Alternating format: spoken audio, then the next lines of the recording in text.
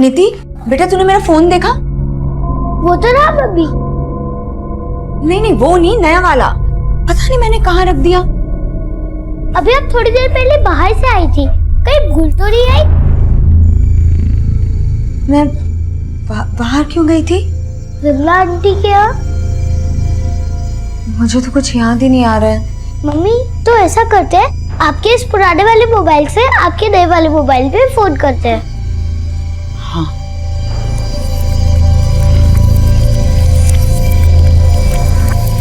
कोई फोन ही नहीं उठा रहा।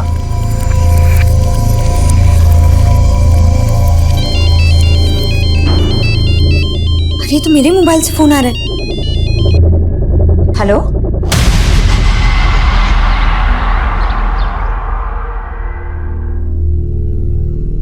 भैया इसको एक गिलास जूस देना। हेलो कहाँ हैं आप? जी आप कौन? आपका मोबाइल खो गया था, वो मुझे मिला था और उसी के लिए आप मुझसे वसंत मार्केट मिलने आने वाली थी। हाँ ठीक है भैया आती हूँ। चल बेटा। अरे तूने अभी तक जूस फिनिश नहीं किया? भैया आप जरा इसका ध्यान रखेंगे? बस मैं 2 मिनट में आ रही हूँ, ध्यान रखिएगा इसका। बेटा मैं आती हूँ। हाँ देख ली मैंने ब्लू कार, मैं आ रही हूँ।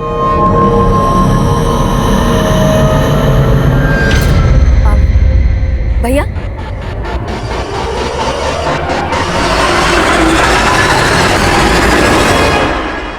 बेटा तुम्हारी मम्मी 2 मिनट बोलकर गई थी, 2 घंटे हो गए, अब तक आई नहीं। कहीं गई क्या? मालूम नहीं, मैं ढूंढ के आऊँ। मगर मेरे पैसे? पैसे तो नहीं है मेरे पास।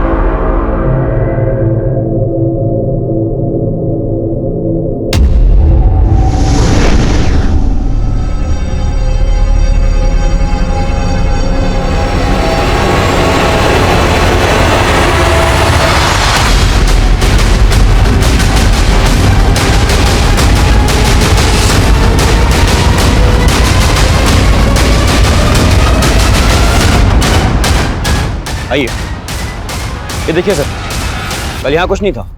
मॉर्निंग में चेक किया तो लगा कोई क्राइम हुआ है, इसलिए आपको इन्फॉर्म किया सर।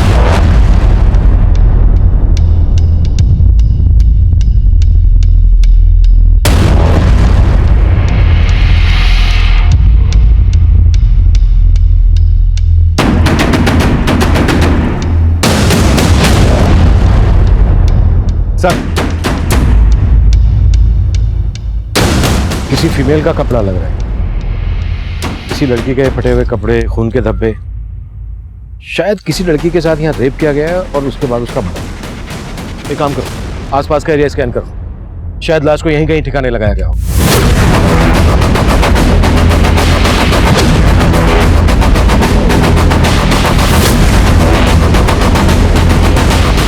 सर फिलहाल इस लेडीज फुटवेयर और फटे हुए कपड़े के अलावा यहाँ पर कुछ नहीं मिला है। जंगल काफी बड़ा है, छानबीन जारी है।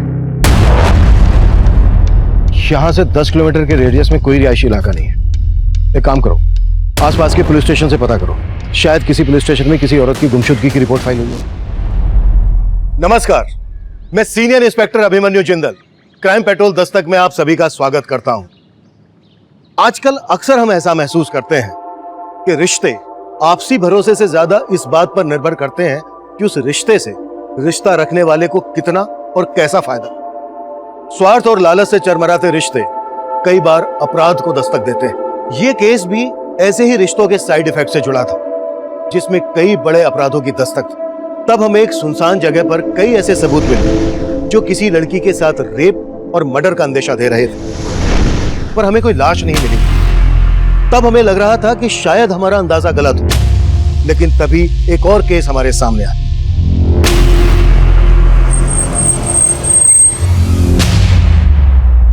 पहले कौन है तो इस बच्ची को इसकी दुकान पर छोड़ बोल कर गई कि थोड़ी देर में आ जाएगी वापस, लेकिन वापस ही नहीं है। हाँ साहब, इस बच्ची को ना ही अपनी मम्मी का मोबाइल नंबर मालूम है, ना ही घर का एड्रेस। सिर्फ इतना जानती है कि कहीं लाजपत नगर में रहती। हेलो बेटा, क्या नाम है आपका? नीति। नीति बेटा, आपकी मम्मी का क्या नाम है? पुष्पा काठपाल। अच्छा बेटा, आपकी मम्मी यहाँ से कहाँ गई आपको पता है? नहीं, और कल मम्मी का मोबाइल गुम हो गया था और वो मोबाइल एक अंकल को मिला, मम्मी वही लेने आई थी। अच्छा बेटा, जिन अंकल को मोबाइल मिला, जिनसे मम्मी लेने आई थी, वो अंकल कौन है आप जानते हो? नहीं। नीति बेटा, आपके पापा क्या करते हैं? पापा नहीं है। विकास, इस एरिया के सीसीटीवी चेक करो। शायद इस बच्चे की माँ किसी आदमी के साथ जाते हुए कैप्चर हुई हो, और यहाँ का डंप डेटा भी निकलो और उसमें से एक्टिव पुष्पा का नंबर निकालो ताकि हम उसके एड्रेस तक पहुंच सकें। रंजना, जब तक इस बच्चे की माँ नहीं मिल जाती है, इसके रहने का बंदोबस्त करो और इसको कुछ खिलाओ पिलाओ। वो क्यों? जी सर।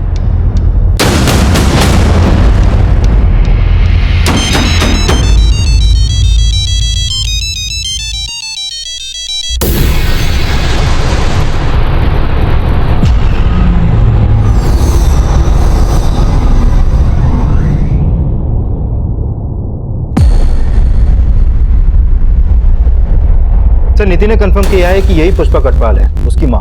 फिर उस मार्केट में इस आदमी के साथ एक सीसीटीवी में कैप्चर हुई थी।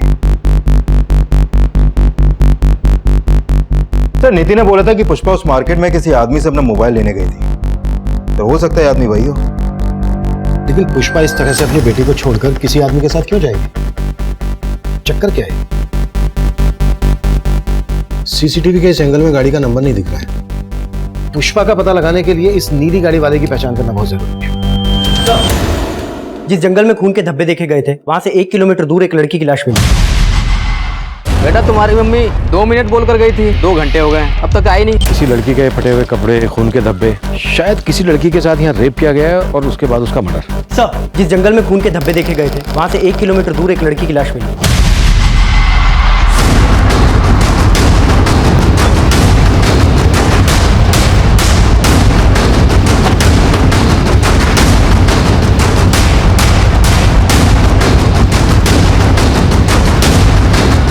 बाहर निकलो।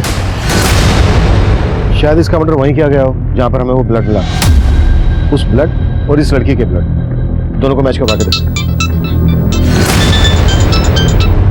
हाँ वर्मा। सर, जिस नीली गाड़ी में पुष्पा को जाते हुए देखा गया था, उसका नंबर एक दूसरे सीसीटीवी में कैप्चर हुआ है। सर, ये गाड़ी किसी मनोहर शर्मा के नाम लक्ष्मी नगर के एड्रेस पर रजिस्टर है। मुझे एड्रेस SMS करो, हम लक्ष्मी नगर पहुंचते हैं। बॉडी को पोस्टमार्टम के लिए भेज दो और इस लड़की की पहचान पता करने की कोशिश करो। मौसी जी, मुझे कुछ समझ में नहीं आ रहा है। परसों रात को ही तो मेरी उससे बात हुई थी। हाय अर्ना, कैसी है तू? कैसे याद किया? तेरे देहरादून में आई थी। आई हुई थी मतलब? अब कहाँ है? देहरादून में ही हूँ। एक्चुअली कुछ काम था इसलिए आना पड़ा। वैसे तो चिंता मत कर, कल सुबह तुझसे मिलकर ही वापस दिल्ली जाऊंगी। कल मॉर्निंग से मैं उसका वेट कर रही हूँ और मेरा फोन ही नहीं उठा रही है। बेटा, मुझे कुछ ठीक नहीं लग रहा, मेरा दिल बहुत घबरा रहा है। मौसी जी, जैसे ही मुझे कुछ पता चलता है ना, मैं आपको इन्फॉर्म करती हूँ। मम्मी क्या बोला दीदी ने? वही बोली जो पहले बोल रही थी। गरीबा, मेरा दिल बहुत घबरा रहा है। माँ, मुझे लगता है हमें पुलिस को इन्फॉर्म करना चाहिए।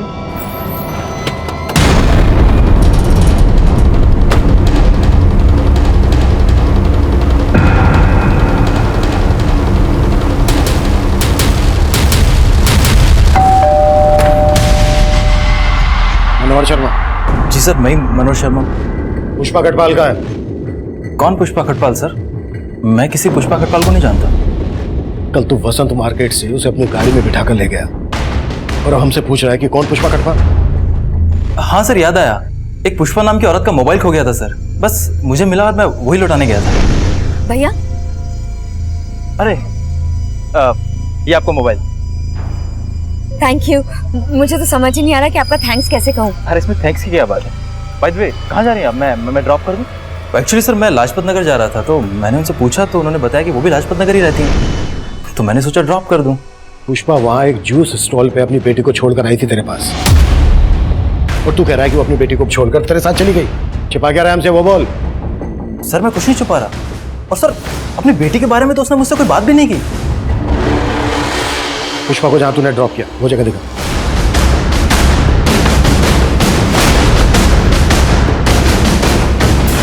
सर यही वो जगह है, ये ड्रॉप किया था मैंने उसे।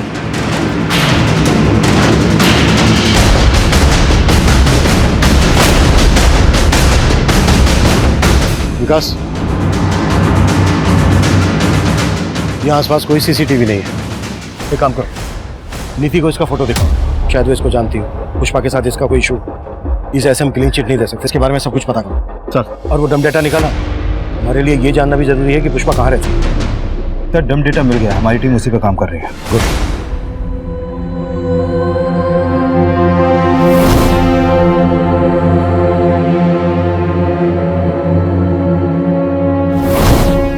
अरे नीति बेटा, आप रो मत। और आपने अपना खाना भी फिनिश नहीं किया।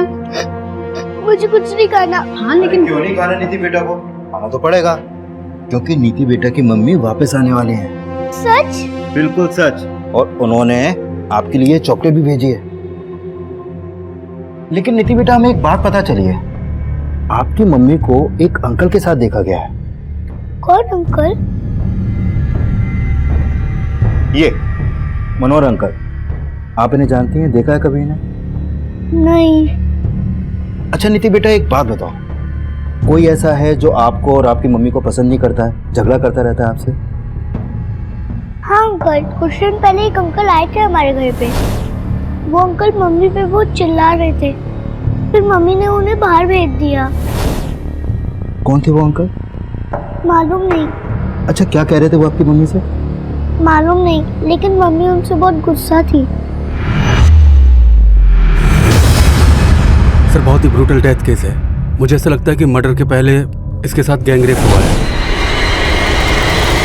कॉज ऑफ डेथ क्या डॉक्टर? बॉडी में काफ़ी एक्सटर्नल इंजरीज हैं, साथ ही इसका प्राइवेट पार्ट बहुत ही बुरी तरीके से इन्फेक्टेड है। हालांकि बाकी की डिटेल्स हमें पोस्टमार्टम रिपोर्ट आने के बाद ही पता चलेंगी। डॉक्टर, जंगल से जो हमें ब्लड ट्रेसेस मिले थे, क्या उसी लड़की के? नहीं सर, वो हमने चेक किया, पर वो इन ब्लड सैंपल के साथ लड़की के ब्लड सैंपल मैच नहीं कर रहे हैं। अगर वो ब्लड इस लड़की का नहीं था तो फिर किसका था?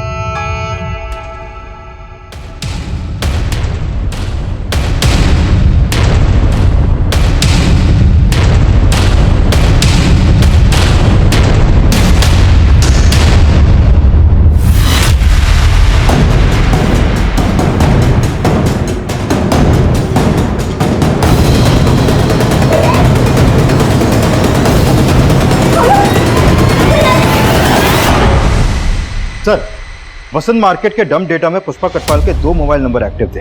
ये देखिए सर। सर, पुष्पा का लाजपत नगर वाला एड्रेस मिल गया है। गाड़ी निकलो।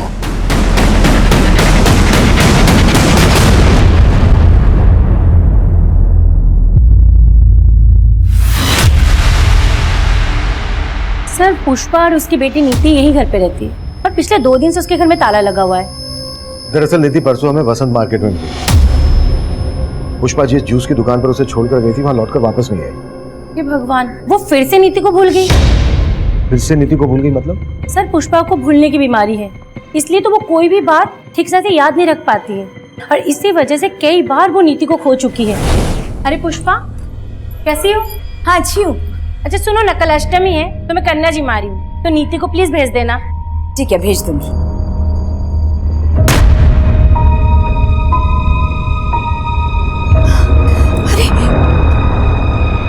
नीति तुम्हारे साथ मार्केट गई थी?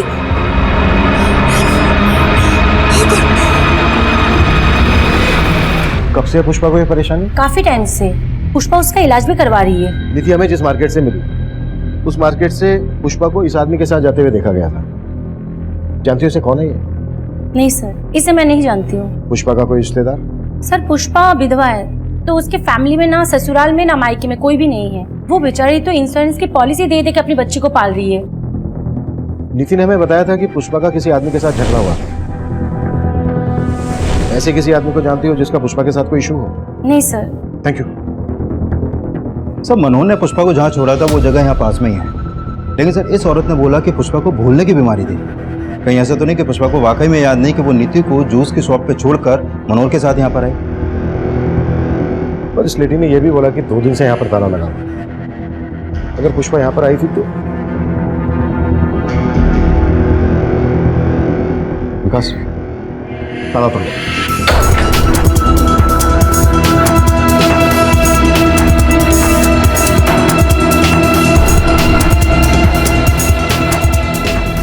सर, यहाँ तो कुछ भी सस्पिशियस नहीं हुआ।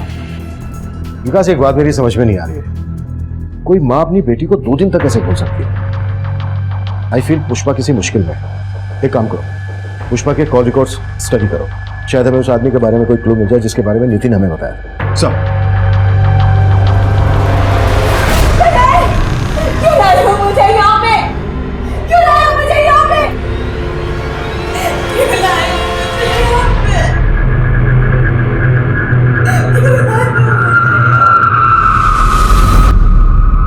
सर, देहरादून के माल रोड पुलिस स्टेशन में करुणा नाम की लड़की की मिसिंग कंप्लेंट फाइल हुई थी। सर, इसकी फोटो उस लड़की से मिलती है जिसकी हमें लाश मिली थी। पुलिस कंप्लेंट किसने की थी? सर, इसकी कजन अदिति नाम है, माल रोड पे रहती है सर। इसकी कजन को बुलाकर लाश की शिनाख्त करो। सर। अरुणा!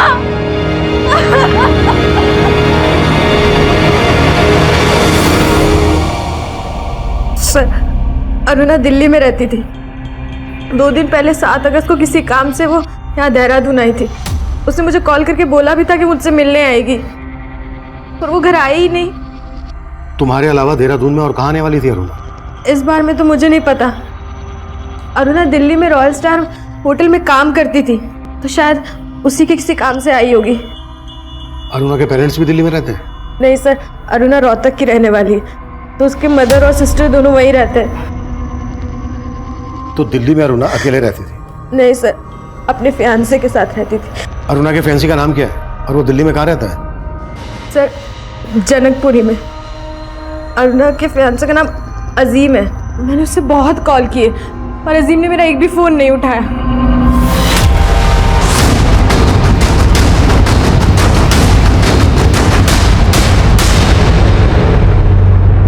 अजीम। Yes sir. हमें तुम्हारी फैंसी अरुणा की लाश मिली थी देहरादून।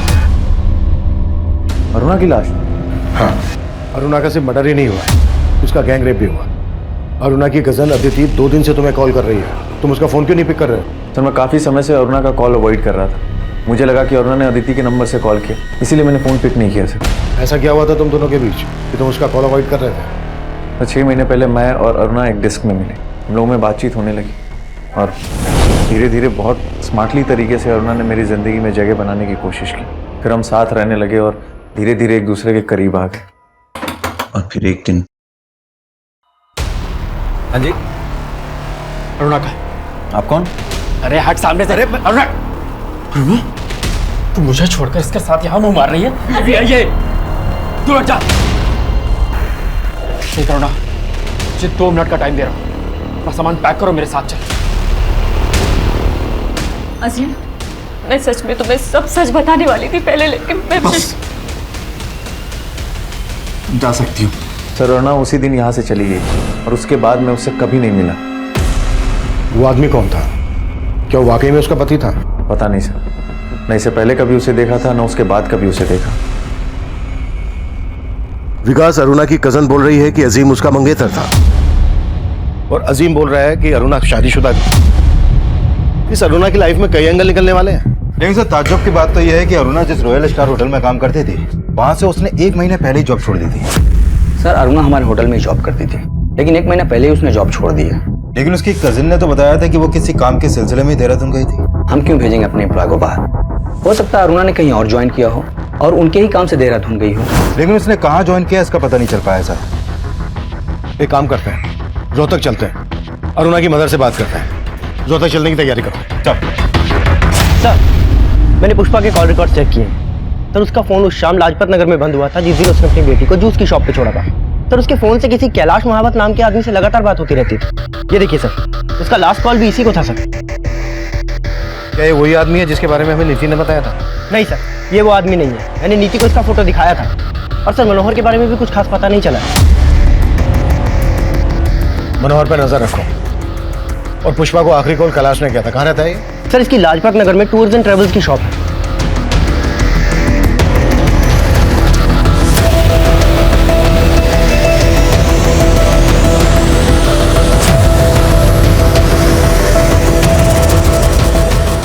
सर ट्रैवल एजेंसी के साथ साथ मैं बीसी भी चलाता हूँ और पुष्पा हमारी उस बीसी की मेंबर थी।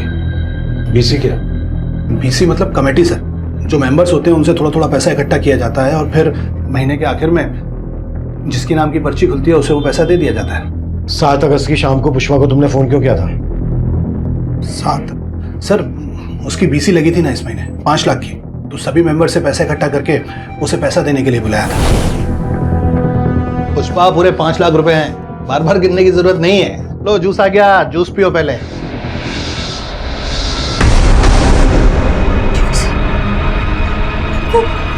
नीति को तो मैं जूस वाली शॉप पे बुलाई। जैसे याद आया तो यहाँ से पैसे लेके तुरंत निकल गई।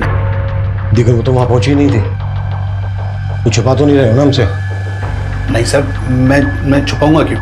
जो हुआ था वही आपको बताया। जैसा कि कैलाश कह रहा है कि पुष्पा यहाँ से 5 लाख रुपए लेकर निकली थी, कहीं ऐसा तो नहीं है कि पुष्पा के गायब होने की वजह इन 5 लाख रुपए से जुड़ी है? सर मैं एक काम करता हूँ, इस दुकान से लेकर उस जूस शॉप तक के रास्ते में जितने भी सीसीटीवी हैं सबको स्कैन करवाता हूँ, शायद वहां से कोई लीड मिले। और कैलाश के बारे में भी पता करो, हो सकता है मनोहर और कैलाश का कोई कनेक्शन हो। पुष्पा के कॉल रिकॉर्ड्स में मौजूद हर नंबर की प्रोफाइलिंग करो, शायद वहां से हमें वो नंबर मिल जाए जो उस आदमी से कनेक्टेड हो जिसके बारे में नीति ने हमें बताया। सर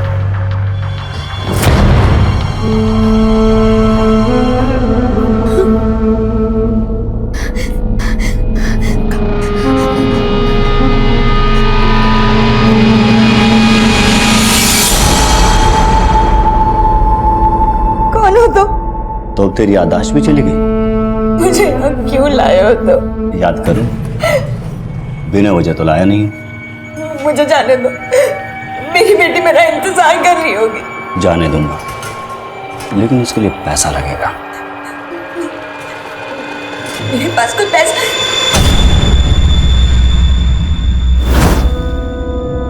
पुष्पा पूरे 5 लाख रुपए हैं।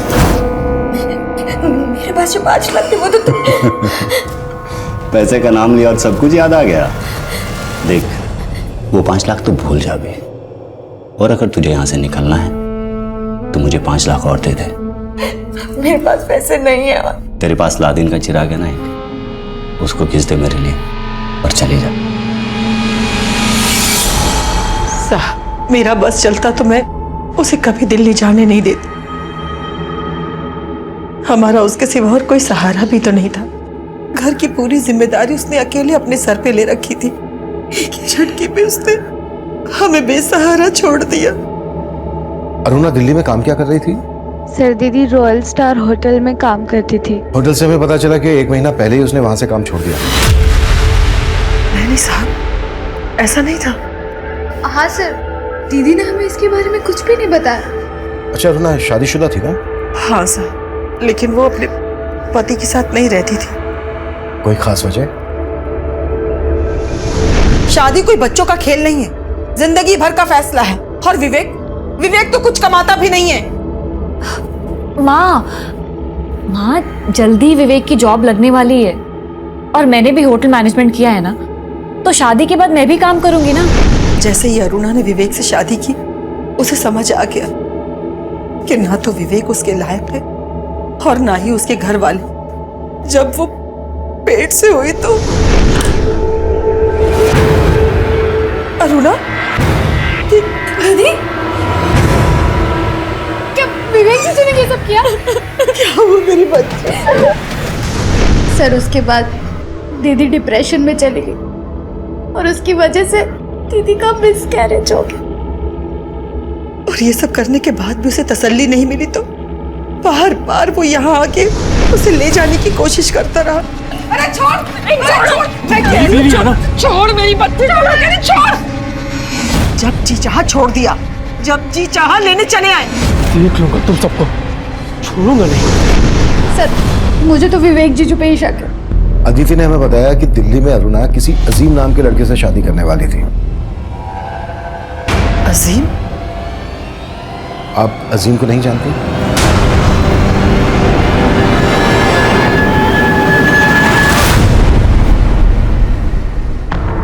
हेलो लॉकी, पैसों का इंतजाम हो गया? हाँ इंतजाम हो गए। अब कहाँ है? मैं वहाँ आ जाता हूँ। मैं नहीं नहीं नहीं नहीं, मैं तुझसे नहीं मिलूंगी। तू एक काम कर, पैसे लेके गोविंद मार्ग पर पहुंच। वहां सोनू नाम का लड़का तुझे फोन करेगा और तुझसे मिलेगा। तू उसे 5 लाख रुपए दे देना। देखो देखो, अब मैंने तुम्हारे पैसों का इंतजाम कर दिया।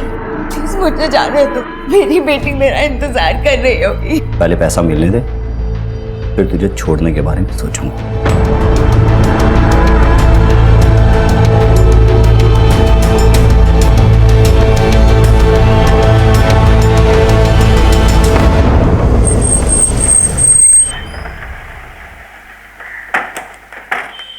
सर मैं मानता हूं कि मेरा और अरुणा का रिश्ता नहीं निभ पाया, लेकिन मैंने ऐसा कभी नहीं सोचा था कि अरुणा का अंत इतना बुरा होगा। और इस बुरे अंत के लिए अरुणा के घर वाले तुम्हें जिम्मेदार ठहरा रहे हैं। सर अगर मैं आपसे कहूं कि उसके इस अंत के लिए उसके घर वाले जिम्मेदार हैं, तो क्या आप मुझ पर भरोसा करेंगे? जो भी है तुम साफ साफ बोल दो। विवेक, नाश्ता रेडी है और मैंने लंच भी रेडी कर दिया है। हाँ,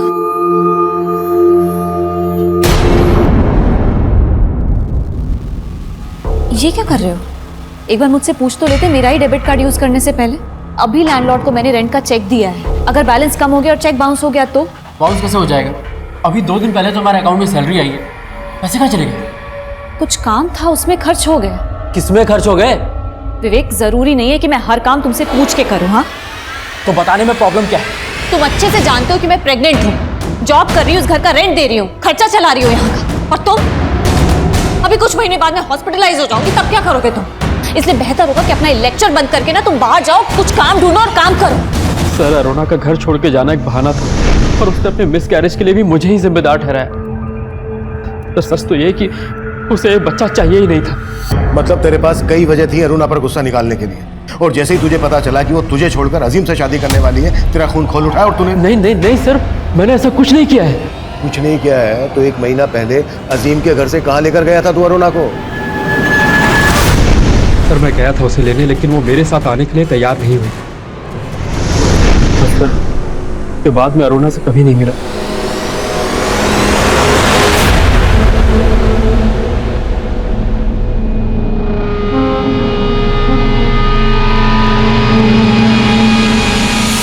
हाँ पैसा मिल गया। अच्छा पुष्पा का क्या करना है? पुष्पा तब कहाँ थी इसकी हमें कोई लीड नहीं मिल रही थी, लेकिन पुष्पा के कॉल रिकॉर्ड से उस आदमी के बारे में हमें कुछ पता नहीं चल रहा था। साजिश करने वाला कोई और ही था। वहीं अरुणा के केस में अरुणा का दोस्त अजीम, अरुणा का पति विवेक और होटल रॉयल स्टार का मैनेजर रोहित हमारे प्राइम सस्पेक्ट थे। अजीम और रोहित दिल्ली में रहते थे, विवेक रोहतक में रहता था, और अरुणा की लाश मिली थी हमें देहरादून में। अरुणा का गैंग रेप किन्होंने किया होगा, उसका मर्डर किस मकसद से किया गया होगा, ये पहली तब हमारे लिए और जटिल बनने वाली थी। सर मैंने अरुणा के कॉल रिकॉर्ड स्टडी किए। उसका फोन 8 अगस्त की दोपहर तक उसी जंगल में एक्टिव था जहां से उसकी लाश मिली। लेकिन सर पोस्टमार्टम रिपोर्ट के हिसाब से तो उसकी मौत 8 अगस्त की सुबह 4 बजे के आसपास ही हो गई थी। हो सकता है उसका मर्डर करने के बाद उसका मोबाइल फोन वहीं पर डंप कर दिया गया हो। लेकिन सर इस पोस्टमार्टम रिपोर्ट में यह भी सामने आया है कि अरुणा का गैंगरेप उसकी मौत से करीब 6 से 7 घंटे पहले हुआ था, और उसकी मौत उसके सर पर लगी चोट से ज्यादा खून बहने की वजह से हुई थी। जंगल में जो हमें ब्लड स्पॉट मिले हैं वो अरुणा के ब्लड से मैच नहीं करते। इससे ये तो साफ है कि अरुणा का मर्डर हुआ नहीं हुआ, कहीं और हुआ होगा। अरुणा की बॉडी को बोरे में भरकर डंप किया गया। इसके लिए हमें यह जानना जरूरी है कि 7 अगस्त को अरुणा दिल्ली से देहरादून क्यों आई होगी। सर अरुणा के कॉल रिकॉर्ड में अदिति के अलावा देहरादून का और कोई नंबर नहीं मिला है। अगर अरुणा बस, ट्रेन या फ्लाइट से दिल्ली से देहरादून आई है तो कोई ना कोई लीड मिल जाएगी। विकास, 6 और 7 अगस्त का फ्लाइट, बस, ट्रेन रिजर्वेशन चेक करो। हो सकता है अरुणा किसी के साथ दिल्ली से देहरादून आई हो। और अदिति के बारे में भी पता, उसने ना तो हमें विवेक के बारे में बताया और अजीम को वो अरुणा का मंगेतर बता रही है, जबकि अरुणा की मां अजीम के बारे में कुछ जानती ही नहीं। पुष्पा का कुछ पता चला? सर मैंने मनोहर और कैलाश दोनों को अच्छे से खंगाला, लेकिन कुछ नहीं मिला सर।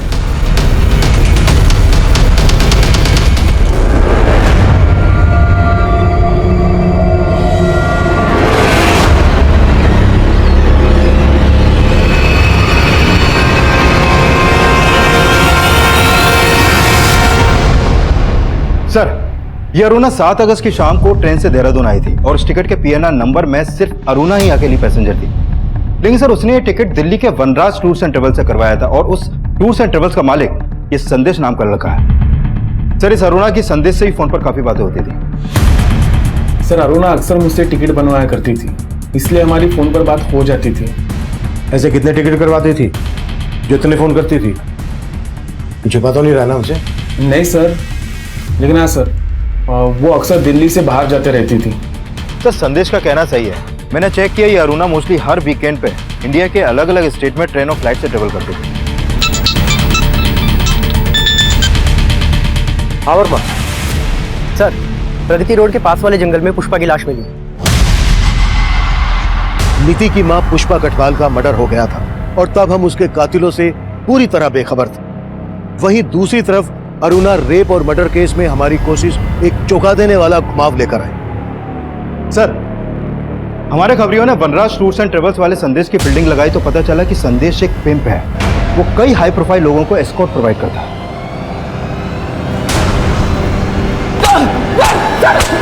सर मैं मानता हूँ कि मेरा धंधा गलत है, लेकिन अरुणा के मर्डर से मेरा कोई लेना नहीं है। अरुणा को देहरादून क्यों भेजा था ये बोल। क्योंकि वो मेरे लिए काम करती थी, वो भी एक एस्कॉर्ट थी। अरुणा एक प्रोस्टिट्यूट थी? हाँ सर, वो सिर्फ नाम के लिए रॉयल स्टार होटल में काम करती थी और उस होटल का जो मैनेजर है रोहित, वो भी मेरे धंधे में इन्वॉल्व है। सर अरुणा अपने क्लाइंट के साथ मेरे होटल आया करती थी, उसे वो क्लाइंट संदेश ही दिलवाता था। इसके अलावा मेरा कुछ लेना देना नहीं है सर। अरुणा कब से काम कर रही थी तेरे लिए? करीब 1 साल से। वो रोहतक से मेरे पास जॉब मांगने के लिए आई थी। देख अरुणा, अगर तू चाहे तो लाख रुपए महीना कमा सकती। पर कैसे? सर मैंने उसे एस्कॉर्ट बनने का ऑफर दिया था। पहले तो वो चली गई, लेकिन फिर कुछ दिन बाद वापस लौट के आई। देखो अरुणा, शुरू में ना थोड़ी हिचक होती है, पर तुम टेंशन मत लो। हाँ, बस तुम्हें ना थोड़ा अपना मेकओवर करना पड़ेगा कि मैं उसे दिल्ली के बाहर अपने क्लाइंट्स के पास भेजने लगा। 7 अगस्त को देहरादून तूने अपने किस क्लाइंट के पास भेजा था अरुणा को? सर वो क्लाइंट मेरा नहीं, देहरादून के मेरे एक आदमी का था। तेरे किस आदमी का? कैलाश महावत।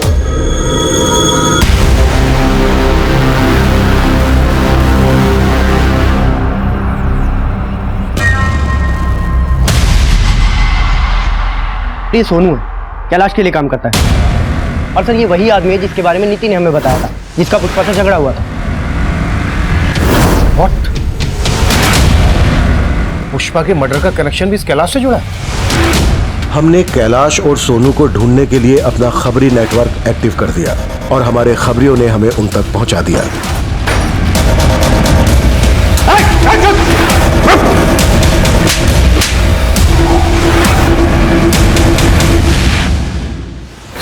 सर अरुणा के मर्डर में मेरा कोई हाथ नहीं है सर।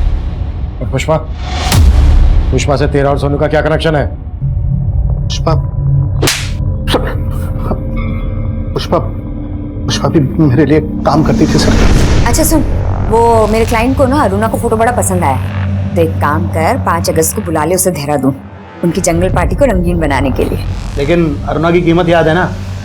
और मेरा पहले का 5 लाख भी बकाया है। अरे कौन सा 5 लाख? 3 लाख बकाया था सिर्फ। वो बहुत बड़ी भुलक्कड़ थी सर, हमेशा मेरे पैसे देना भूल जाती थी। उस दिन मैंने उसे पीसी के पैसे देने नहीं बुलाया था, बल्कि अपने पैसे मांगने के लिए बुलाया था। ये ले तेरे 3 लाख। महानात्मा, 5 लाख थे, 5 लाख और 1 लाख इस बार का, 6 लाख रुपए लूंगा मैं। अरे तेरा दिमाग खराब हो गया है क्या? पहले के 3 लाख और इस बार के 1 लाख बस। तेरा दिमाग खराब है? ये जूस मत दे उसे, जहर दे, जहर। निकल बाहर। ये सुन, 6 लाख रुपए चाहिए मुझे पूरे, 3 लाख नहीं लूंगा।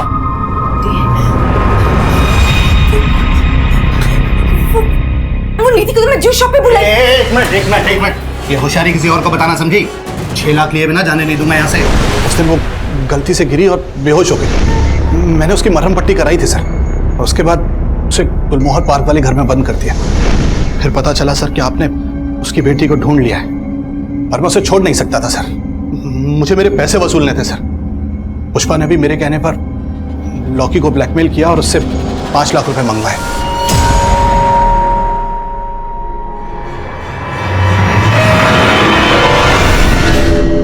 ये लॉकी कौन है?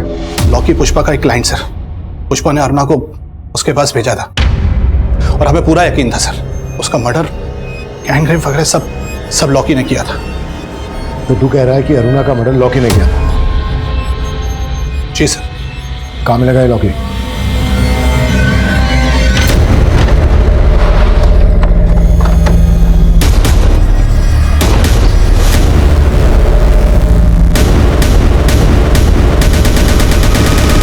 सर लॉकी का घर भी बंद है और फोन भी है। इस लॉकी की कुंडली निकालो, इसके हर रिश्तेदार दोस्त सबसे मिलो, कैसे भी करके लॉकी मुझे अंदर चाहिए, वो भी जल्दी। सर आपका अंदाजा सही हो सकता है कि अरुणा की माँ को उसके प्रोस्टिट्यूशन के काम के बारे में मालूम था, क्योंकि सर 3 महीने पहले तक अरुणा का रोहतक वाला घर गिरवी था और अरुणा ने 10 लाख रुपए देकर वो घर छुड़वाया था। और सर ये संदेश भी रोहतक का ही रहने वाला है। और सर अरुणा के आस पड़ोस के लोगों को भी शक है कि अरुणा प्रोस्टिट्यूशन के काम से जुड़ी हुई थी। आप ही ने अरुणा को दिल्ली संदेश से मिलने के लिए भेजा था और संदेश भी यहीं रोहतक का रहने वाला है।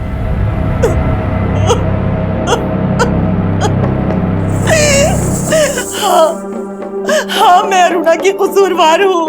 क्या करती मैं? उसके बाप के जाने के बाद घर में खाने के भी पैसे नहीं थे, ये घर गिरवी रखना पड़ा मुझे। और अरुणा विवेक से शादी करके विवेक के लिए कमाने लगी। और इसी लालच में आपने अरुणा को विवेक से अलग कर दिया। कहीं ऐसा तो नहीं है कि अरुणा अजीम से शादी करना चाहती थी, ये बात आपको रास नहीं आई और आप ही ने अरुणा को? नहीं साहब नहीं, मैं बुरी जरूर हूँ लेकिन इतनी भी बुरी नहीं। आखिर मैं अरुणा की माँ हूँ, मैं अपनी बच्ची के साथ ऐसा कैसे कर सकती थी? हाँ विकास, तो मैंने लोकेश उर्फ लॉकी के कॉल रिकॉर्ड स्टडी किए, उसमें अरुणा के पति विवेक का नंबर मिला है। ओके सर मेरे यकीन मानिए सर मैंने अरुणा को नहीं मारा।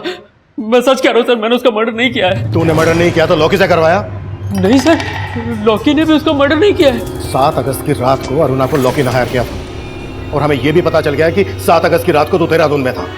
सर ये सच है कि उस दिन मैं देहरादून गया था, क्योंकि मुझे छोड़ने के बाद सर अरुणा और उसकी दोनों पैसे के लालच में अंधे हो गए थे।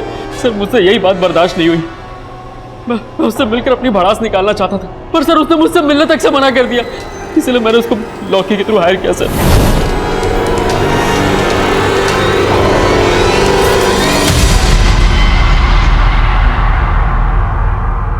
क्यों चौंक गई?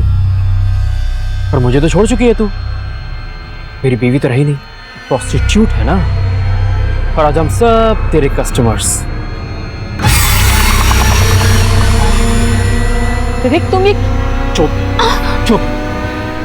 आज तू नहीं, सिर्फ मैं बोलूंगा। अपनी माँ के चलते छोड़ा था ना मुझे।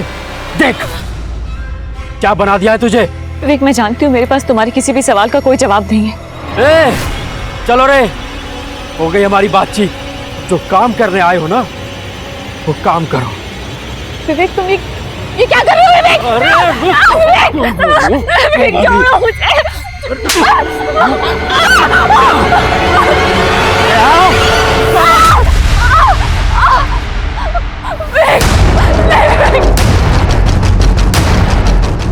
और सर अरुणा ने मेरे फ्रेंड को इंजर्ड कर दिया था।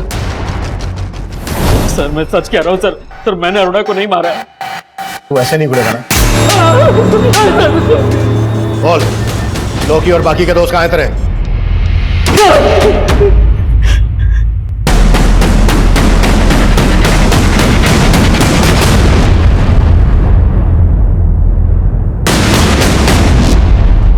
सर लॉकी और विवेक के दूसरे दोस्त भी यही बोल रहे हैं कि उन्होंने अरुणा का सिर्फ रेप किया था, मर्डर नहीं। पोस्टमार्टम रिपोर्ट से भी यही सामने आया है कि अरुणा का मर्डर उसके गैंग रेप से लगभग 6-7 घंटे के बाद हुआ। अगर उन्होंने ही मर्डर किया है तो इतनी देर तक रुके क्यों? हो सकता है विवेक सही बोल रहा हो, उन्होंने वास्तव में अरुणा को जंगल में छोड़ दिया हो। एक काम करो, फिर से पूछताछ करो। चल। हाँ सर, उस रात इस लड़की को देखा था मैंने ऑटो स्टैंड के पास, काफी बुरे हालत में थी।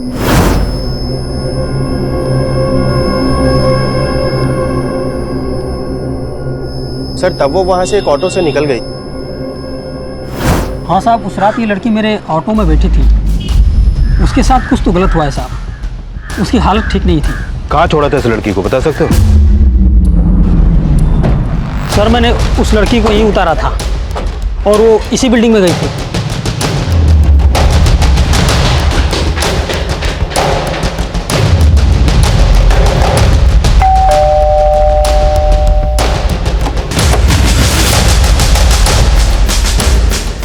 सर मैं मानती हूँ अरुणा यहाँ आई थी, पर मैंने उसे नहीं मारा। तो फिर किसने मारा?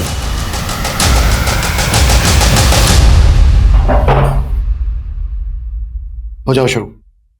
हेलो,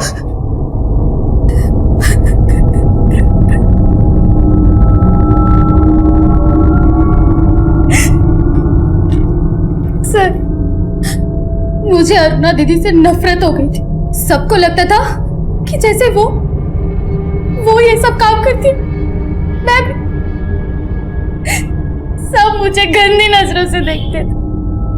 मुझसे ये जिल्लत भरी जिंदगी बर्दाश्त नहीं होती थी। लेकिन तब मुझे मालूम नहीं था कि अरुणा दीदी ये सब माँ के कहने पे करती। मुझे और आदित्य को पहले से ही मालूम था कि वो देहरादून आने वाली, इसीलिए मैं वहां गई थी। मैं सिर्फ उससे बात करना चाहती थी।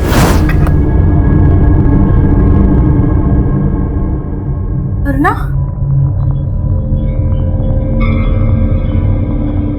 ये क्या हुआ तेरे साथ? हाँ? बहुत मेहनत करके आई हो ना, थक गई हो। आपको तो चुल्लू भर पानी में डूब मरना चाहिए। मैं तो कब की मर चुकी हूँ और आज विवेक ने मुझे पूरी तरह से खत्म कर दिया। लेकिन सिर्फ विवेक ही नहीं, तुम और माँ भी दोषी हो मेरी इस हालत के। मेरा और माँ का नाम मत लो, ये सब तुम अपने शौक से करती हो। तुम मार दो मुझे, हाँ? जो विवेक नहीं कर पाया तुम लोग कर दो। तू विवेक से मिलकर आ रही है? हाँ, लेकिन पति बन के नहीं, ग्राहक बन के मिला था वो मुझसे आज।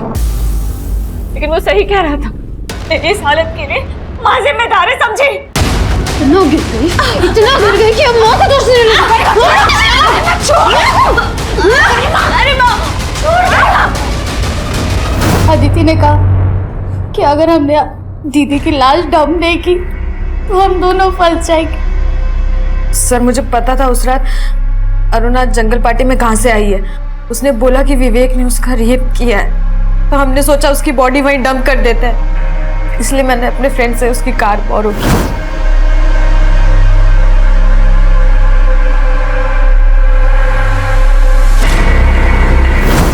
सर माना मैंने अरुणा दीदी को मारा, लेकिन उनका दम घुटने वाली माँ ही थी।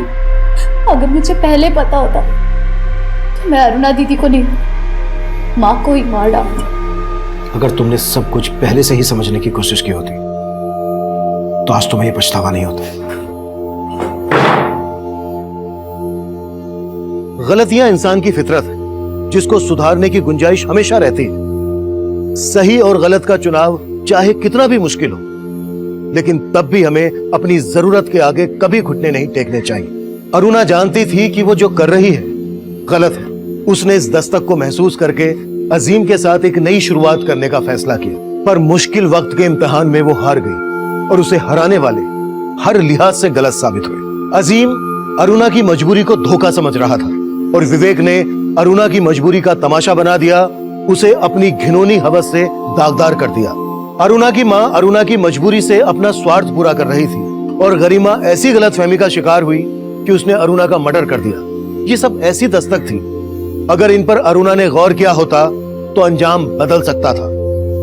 अब मैं सीनियर इंस्पेक्टर अभिमन्यु जिंदल आप लोगों से विदा लेता हूं। आपसे फिर मुलाकात होगी एक नए केस के साथ। देखते रहिए क्राइम पेट्रोल दस्तक। मकसद बताना नहीं, बचाना है।